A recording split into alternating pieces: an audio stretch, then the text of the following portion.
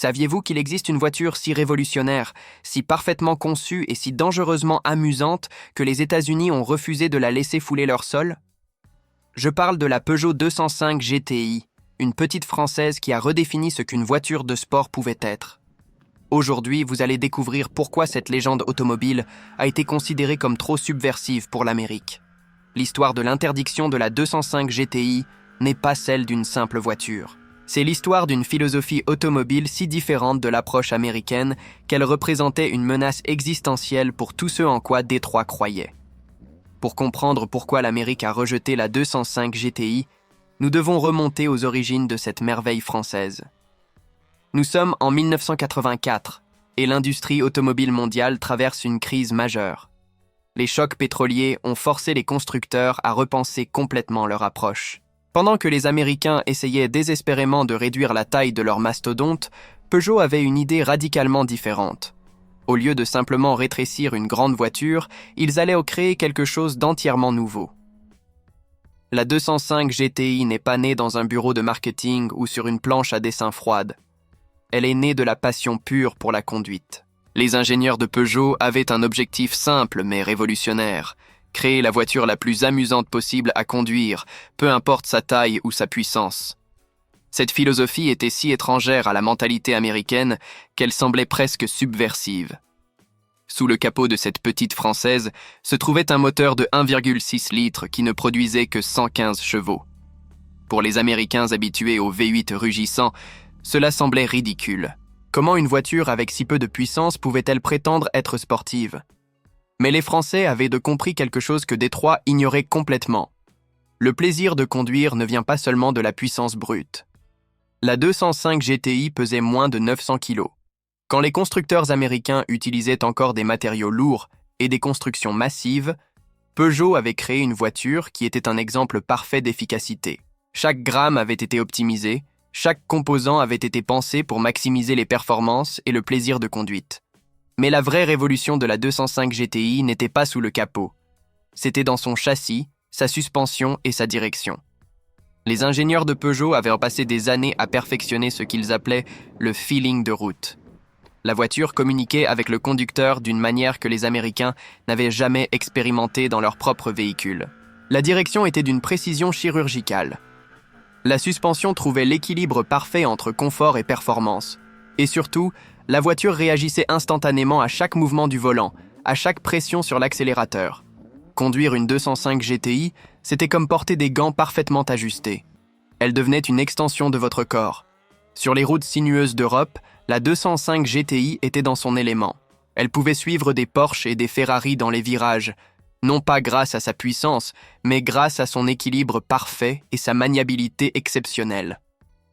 Les journalistes automobiles européens étaient unanimes. Cette petite Peugeot redéfinissait ce qu'une voiture de sport pouvait être. Mais quand les premières 205 GTI ont été testées par la presse automobile américaine, la réaction a été mitigée. Les critiques américains ne savaient pas quoi penser d'une voiture qui privilégiait la finesse à la force brute. Ils étaient habitués à des voitures qui impressionnaient sur les lignes droites, pas dans les virages serrés. L'industrie automobile américaine des années 80 était en pleine crise d'identité. Les constructeurs de Détroit essayèrent de créer des voitures plus petites et plus efficaces, mais ils appliquaient toujours leur philosophie traditionnelle. Plus c'est gros, mieux c'est. Leurs tentatives de voitures compactes étaient souvent des versions réduites de leurs modèles plus grands, avec tous les défauts inhérents à cette approche. La 205 GTI représentait une philosophie complètement différente. Au lieu de réduire, les Français avaient optimisé. Au lieu de compromettre, ils avaient spécialisé.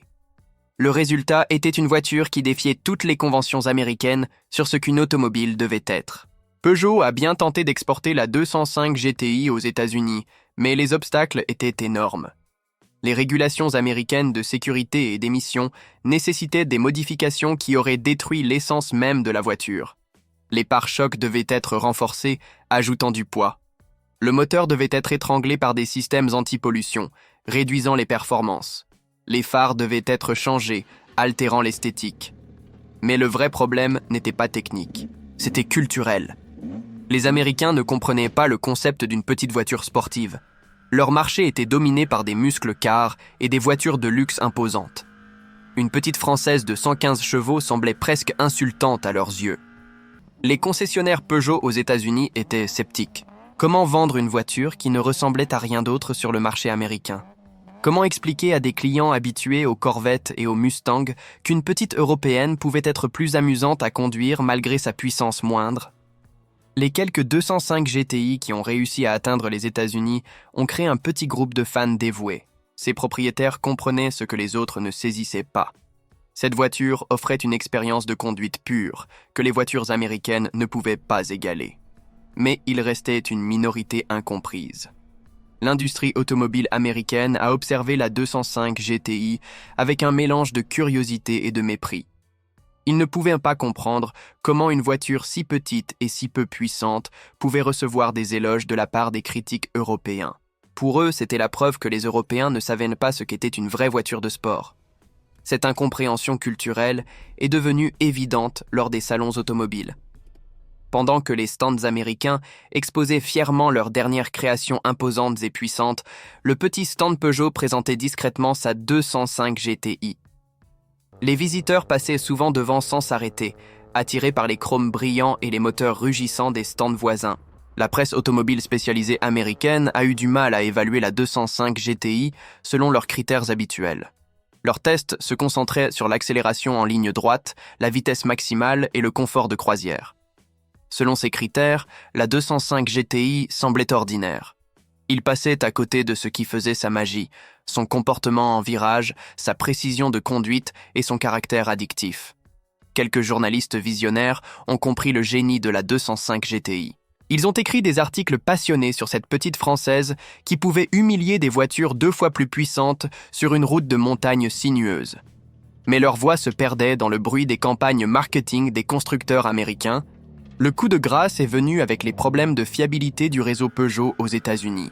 La marque française avait du mal à maintenir un réseau de concessionnaires solide et les problèmes de service après-vente ont terni l'image de toute la gamme. La 205 GTI, malgré sa qualité intrinsèque, a souffert de cette réputation. En 1991, Peugeot a officiellement quitté le marché américain, emportant avec elle la 205 GTI. Cette décision marquait la fin d'une expérience qui aurait pu révolutionner la perception américaine de ce qu'une voiture de sport pouvait être. L'Amérique avait rejeté l'une des voitures les plus influentes de l'histoire automobile. Pendant ce temps, en Europe, la 205 GTI continuait sa success story. Elle dominait les rallyes, inspirait toute une génération de hot hatch et créait une culture automobile basée sur l'agilité plutôt que sur la puissance brute. Des constructeurs comme Volkswagen avec la Golf GTI, Renault avec la 5 GT Turbo suivaient ses traces et créaient un segment entier du marché. L'ironie est que les principes de conception de la 205 GTI ont finalement influencé l'industrie automobile mondiale, y compris américaine. Des décennies plus tard, des voitures comme la Ford Focus ST, la Chevrolet Sonic RS et même certaines Mustang ont adopté la philosophie française, optimiser l'équilibre et la maniabilité plutôt que de se concentrer uniquement sur la puissance.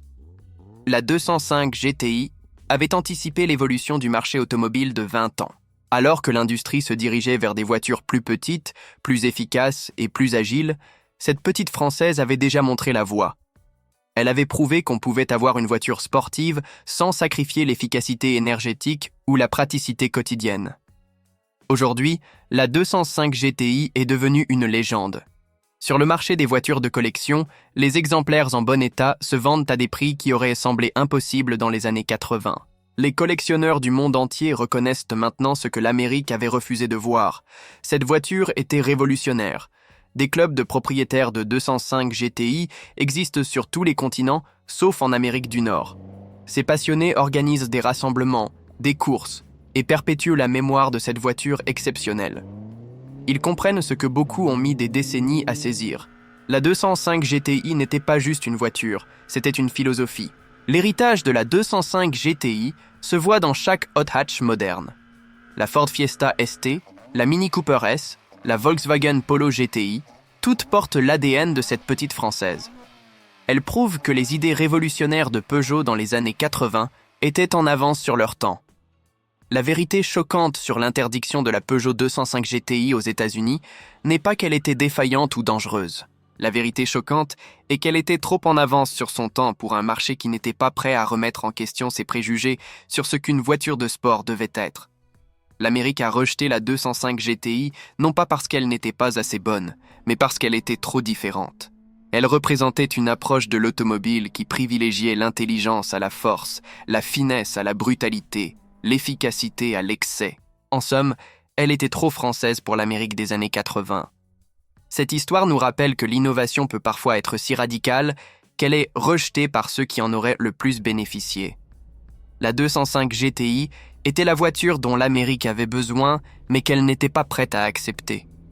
Et c'est peut-être là sa plus grande tragédie, avoir été trop parfaite pour être comprise.